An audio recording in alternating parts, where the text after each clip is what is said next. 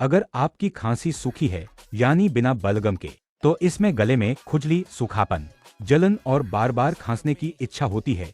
सूखी खांसी अक्सर रात में ज्यादा परेशान करती है और खांसने पर कुछ निकलता नहीं।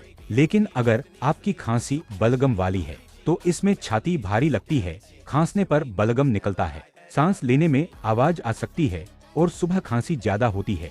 याद रखिए, सूखी और गीली खांसी के लक्षण अलग होते हैं, इसलिए इलाज भी अलग होता है।